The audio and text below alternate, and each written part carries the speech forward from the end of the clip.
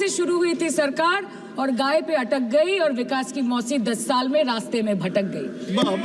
2014 में जो किसान मोदी है तो मुमकिन है सोच के और अच्छे दिन के ख्वाब देख के बीजेपी को वोट दे रहा था, आज 10 साल बाद वो बोलता है कि मोदी है तो नामुमकिन है। शायद अभी वो किसान है भी नहीं। धन्यवाद अध्यक्ष महोदय, आपने मुझे बोलने का मौका दिया। मैं जादवपुर लोकसभा क्षेत्र से पहली बार चुनकर इस सदन में आई हूँ और मैं धन्यवाद देना चाहती हूँ मेरी लीडर ममता बनर्जी और अभिषेक बनर्जी का और जादवपुर लोकसभा क्षेत्र के सारे वोटरों का जिन्होंने मुझे भारी बहुमत से जिताया और इस सदन में भेज के बीजेपी को एक पैगाम दिया कि पश्चिम बंगाल में माननीय सदन में इन नेताओं को धन्यवाद नहीं होता। और ये संदेश सर ये देना चाहती हूँ जादवपुर लोकसभा क्षेत्र के लोगों का जिन्होंने मुझे भारी बहुमत से यहाँ पे जिता के भेजा और ये पैगाम दिया कि पश्चिम बंगाल में नफरत की रणनीति और धोखेबाजी की राजनीति नहीं चलेगी। अध्यक्ष महोदय, मैं उम्मीद करूंगी कि आज आप मुझे पूरा बोलने का मौका दें, क्योंकि हाल ही में हुए नीति आयोग की जो मीटिंग हुई थी वहां पे हमारी माननीय मुख्यमंत्री जो देश की एकमात्र महिला मुख्यमंत्री भी है, उनका माइक बीच राह में ऑफ कर दिया गया था। वो बंगाल के अरे अभी तो शुरुआत है, ये तो ट्रेलर है, पिक्चर बाकी है। अध्यक्ष महोदय, मैं आपसे ये बोलना चाहती हूँ कि वो बंगाल के हक के लिए यहाँ पे सवाल उठाने आई थी, वो बंगाल के लोगों की बात रख रहे यहाँ पे आई थी, लेकिन उनका माइक ऑफ कर दिया गया। आपके माध्यम से मैं इस सदन में उपस्थित वहाँ जो बैठे हैं माननीय सदस्य, कोई भी नीति आयोग या कोई भी घटना को सर एक लाइन आप डिलीट करेंगे सर एक लाइन सर मैं यही बताना चाहती हूँ कि बंगाल के लोगों का गला घोटने का काम किया गया और उनकी आवाज को बंद करने का काम किया गया। आगे जाके बंगाल के लोग आपके पार्टी की माइक ऑफ कर देंगे, बस एक चुनाव बाकी है, आप देख लीजिएगा। Sir, all India Trinamool Congress इस सदन और इस देश का 3rd लार्जेस्ट ऑपोजिशन पार्टी है और हम आपसे धन्यवाद हम आपको देते हैं कि आपने हमको रेलवे, स्वास्थ्य, शिक्षा और आज ये पशुपालन जैसे महत्वपूर्ण विषय पे चर्चा करने का मौका दिया। लेकिन तृणमूल कांग्रेस आगे जाके देश के हर महत्वपूर्ण मुद्दे पे बात करेगा, चाहे वो चीन का अनैतिक रूप से इस देश में प्रवेश हो या वो 700 से ऊपर आंदोलन जीवी किसानों की। माननीय सदस्य, आप पहली बार बोल रही हैं, मैं आपको हस्तक्षेप नहीं करना चाहता, लेकिन जिस अनुदानों की मांगों पर चर्चा सर अभी आ रहे सर नीट के घोटाले से लेके जीएसटी के बोझ तक, एयरपोर्ट की छत टूट जाने से लेके रेल पटरी से छूट जाने तक तृणमूल कांग्रेस के सदस्य, हर सांसद देश के हर गंभीर मुद्दे पर चर्चा करेंगे। बस यही आपको बोलना था। Respected sir, Mahamati Manush is the Magna Carta of the governance of West Bengal and our party, and I feel truly honored that today I have been given the opportunity to talk on a ministry which is intrinsic to the Mahamati Manush of the country. हमारे किसान अपनी मवेशी को, अपनी फसल को माँ की तरह पूछते हैं, जिस खेत में वो हल चलाते हैं उस जमीन को नमन करते हैं। But does this major sector get support from the government? Sir, Indian agriculture supplies around 58% of India's livelihood and is a principal source of income for half of the population, accounting for 17 to 18% of the country's GDP. 70% of India's rural poor depend on livestock and farm animals. But does this sector get what it deserves? इसका जवाब अगर आप देश के किसान से पूछेंगे तो वो आपको यही बात बोलेंगे कि चाय से शुरू हुई थी सरकार और गाय पे अटक गई और विकास की मौसी 10 साल में रास्ते में भटक गई। Sir, exorbitantly high cost of cattle and poultry feed under the mismanagement of this sector by the current government and wholesale fodder inflation hovering between 25% to 28.6% in the last 2 to 3 years, it is a 9-year high. Sir, किसान खुद क्या खाएंगे? अपने परिवार के लोगों का खिलाएंगे? अपनी गाय, भैंस, भेड़, बकरी को क्या खिलाएंगे? सर, ऐसे ही वारदात होते हैं जहां गरीबी से जूझता हुआ एक किसान उसको अपनी गाय, भेड़, बकरी को बेचने में मजबूर करते हैं और अंत में जाके वो अपनी खुद की जान ले लेते हैं। सर, पिछले 10 सालों में 1,12,000 किसानों ने इस देश में आत्महत्या की। एनसीआरबी की एक रिपोर्ट के अनुसार 10 साल में हर दिन इस देश में एवरेज में 30 किसान हर दिन अपनी जान ले लेते हैं। सर, इस देश के लोगों का यही है किस्सा कि जिसको जिताया वो राजा की तरह जाएगा और जिन्होंने जिताया वो फकीर की तरह। सर, ये बहुत गौरक्षा की भी बातें करते हैं। देश के लोगों को ये पता होना चाहिए that there is a fodder crisis in India and the union minister has himself stated in a written reply in Rajya Sabha that yes, the country is deficit in fodder. So it means that cows are dying without food in government owned goshalas, especially the BJP ruled state. 74,000 cattle had died at Panjrapols in Sundarnagar and Banaskantha district of Gujarat in the last 3 years. 200 cows were found dead in Madhya Pradesh's Shivpuri district. 173 cows allegedly died in a week in Chhattisgarh. And 74,016 cows had died in Hingonia Goshala in Jaipur during the previous BJP government in Rajasthan. तो sir, पहले खाना ही नहीं मिला, fodder crisis, फिर मिल भी जाए तो इतना महंगा कि किसान खरीद ही नहीं पा रहा है, फॉडर इन्फ्लेशन, और सर खाना मिल भी जाए तो पशुओं की बीमारी। उससे मुकाबला करने के लिए इस सरकार ने क्या किया? The Parliamentary Standing Committee on Agriculture, Animal Husbandry and Food Processing presented its report which stated that 32.7 lakh cattle were infected by the viral lumpy skin disease across several states and a whopping 2.4 lakh cattle died within months. ये बोलते हैं कि गाय हमारी माता है पर माँ की रक्षा करना इन्हें नहीं आता है। अध्यक्ष महोदय, हम सब जानते हैं कि इस मिनिस्ट्री के अंतर्गत डेयरी भी आता है और भारत इस पूरी दुनिया में दूध के उत्पादन में नंबर 1 है, contributing to almost 24.46% of global milk production.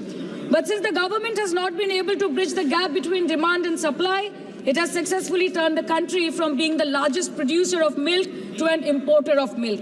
In the last 10 years, due to the stagnation in milk production, the gains of white revolution has been systematically whitewashed. The dairy farmers are forced to throw buckets of milk on the highway protesting against meager remuneration for their produce. And the price of milk, on the other hand, has increased by a massive 55% in the past 10 years. It was rupees 36 per litre in 2014 and now rupees 56 per litre in 2024. When this government came to power, the first thing the milk producing companies regulated by it did was to increase the price of milk by rupees 2 per litre. This was their revenge on the people of India for not providing a majority to the BJP. आम आदमी के दूध, छाछ, लस्सी, दही, पनीर पर 5% की GST, cream, condensed milk, मक्खन, घी पर 12% की GST और अमीरों के हीरो पर सिर्फ 1.5% की GST। सरकार उनको रिलीफ नहीं देती है जो विदेश में जाके मिल्क शेक और लाते की चुस्कियां लगाते हैं। ये सरकार उनको रिलीफ नहीं देती जो आम आदमी 2 पैकेट दूध खरीदने से पहले 10 बार सोचता है। सर, बचपन से हम सुनते आए थे कि संडे हो या मंडे रोज खाओ अंडे। India rank 2nd in egg production in the world. और अंडे का फंडा यही है सर कि भारत के बच्चों के किस्मत में महीने में एक अंडा नहीं मिलता। मिड डे मील के चलते हफ्ते में अगर एक आध अंडा मिल भी रहा था तो कहीं धर्म के नाम पे तो कहीं महंगाई के चलते उसे बंद करने की मांग उठ रही है। Sir, more than 50% children under the age of 5 suffer from chronic malnutrition in the country and roughly 17% children are underweight, and yet most BJP ruled states do not serve eggs in midday meal scheme. This is the example of Poshan Kal in India. Sir, अंत पे आते हैं मच्छी पे। आप लोगों को ज्यादा पसंद नहीं पर हम क्या करें, हम तो माछे भाते बंगाली है, हमको तो बोलना ही पड़ेगा। And not to forget that 2.8 crore fisher folk are employed directly in catching fish in the country and millions are employed in the value chain of selling fish and aquaculture. India stands 3rd in the world in the terms of fish production, contributing to 8% of global fish production and ranked 2nd in aquaculture production. The PM talks about blue revolution, but this government has allocated only 0.045% funds out of the total budget for the flagship scheme, Pradhan Mantri Matsya Sampad Yojana. Even after this meager allocation, they did not utilize 39% of the funds, and in 23-24, they did not utilize 24% of the funds allocated. और sir, भले ही सरकार को मणिपुर शब्द से allergy हो, but the fact remains that 1.5 years of lack of governance in the state has led to endangering of the fish species in India's largest freshwater body in Manipur, the Loktak Lake. So the government has to generate employment opportunities, investment in areas such as exports, post-harvest processing, and import substitution. It has to deal with adversities like overfishing, depleting of fish stocks, pollution, disease outbreak, destruction of habitat, and climate change. So my own parliamentary constituency has assembly constituencies like Baruipur, Shonarpur, Bhangor, which are heavily dependent on these sectors for livelihood. Main crops grown are wheat, rice, vegetable, fruit, oilseed, pulses, cotton and jute, and animal husbandry is practiced mostly by women in the self-help groups in the South Chobbish Pargona. They rear a wide range of domestic animals, including cattle, poultry, goat, particularly the black Bengal goat and the Pekin duck. And I take extreme pride in saying that in the last 5 years of the TMC government, the CM Mamata Banerjee has allocated a massive amount of 76,680 crore to agriculture and its allied sectors for their development. The government of West Bengal has achieved remarkable success in implementation of state schemes, namely Bangla Dairy. The state-owned company is providing financial incentive at the rate rupees 11.5 per litre of raw milk directly to the bank accounts of primary dairy farmers through milk unions. Bangla Dairy procured 3.55 crore kg milk in 2023, for which rupees 109 crore was paid to dairy farmers through direct benefit transfer. 47,900 fresh Kisan cards have been issued in the last 3 years for animal husbandry. Up to 30th November 2023, rupees 393 crore was sanctioned to marginal animal rearers in the rural areas. Bangla Shosho Bima scheme, a fully state-funded scheme for crop insurance. Total 1.28 crore farmers were enrolled under the scheme during 23-24. 70 lakh farmers got claim settlement worth rupees 247 crore. 76,049 farmers are getting pension amounting to rupees 1,000 per month under Joy Bangla scheme. Sufar Bangla scheme was introduced in 2014 for ensuring remunerative prices for agricultural produce, integrating about 80,000 farmers and procuring about 100 metric tons of perishables daily. The annual turnover of this project is now rupees 106 crore. 77 new stores have been opened in financial year 23-24. 186 Krisak Bazars sub-market yards are running successfully, providing excellent marketing infrastructure for aggregation and ease of marketing. And to be mentioned that West Bengal is one of the largest cold storage capacities in the country at more than 87 lakh metric ton with 620 cold storages. New investment of rupees 239 crore is upcoming in this sector this year with an employment opportunity for nearly 20,000 people. अरे उधर वाले बता इसमें बुरा क्या है, हवा के चार झोंके अगर इधर से भी गुजर जाए तो. Now coming to the demands of pending funds from the government of India to West Bengal on animal husbandry and welfare. 50% of the central share, rupees 12.72 crore for financial year 23-24, being the recurring expenditure for mobile veterinary units, is pending with the government of India. Government of West Bengal requested for sanctioning an additional 126 MVUs for 24-25. However, it was regretted, citing want of funds. The proposed central share of 49.93 crore for financial year 24-25 for assistance to states for control of animal disease has not yet been released by the government of India. Despite repeated persuasion, Department of Animal Husbandry and Dairying has not released the central share of rupees 10 crore for financial year 24-25 for various ongoing national livestock mission schemes, including the project for the establishment of Buck Semen Station in Horinghata. ये तो बस इसी ministry से बकाया है बंगाल का. अभी दूसरी मिनिस्ट्री प्रक्रिया तो पता नहीं कहाँ पे जाके ये खत्म होने वाला है. मैडम, मैं बस ये कहना चाहती हूँ कि इस बीजेपी सरकार ने पिछले 10 सालों में इस देश के लिए क्या किया, उससे बड़ी तालिका बनेगी कि 10 साल में क्या क्या कर सकते थे पर किया नहीं.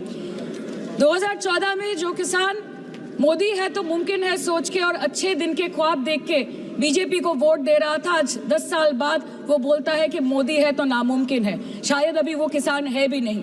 तो इसीलिए मैं बोलना चाहती हूँ कि समय बड़ा महत्वपूर्ण होता है अध्यक्ष महोदय और बड़ा बलवान। बंगाली में हम एक बात बोलते हैं कि समय गेले साधन होबे ना। इसका मतलब यही है कि अगर समय चला गया तो साधना नहीं होगी, अगर भक्त रूठ गए तो आराधना नहीं होगी। और 3 से 303 से 240 के आंकड़े बोलते हैं कि इस बार जो आप चले गए तो दोबारा लौटने की संभावना नहीं होगी। तो यही बोल के मैं अपनी बात खत्म करती हूँ। Thank you so much. धन्यवाद माननीय सदस्य Shri Dushyant Gautam Singh ji. Thank you, Chairman, Ma'am.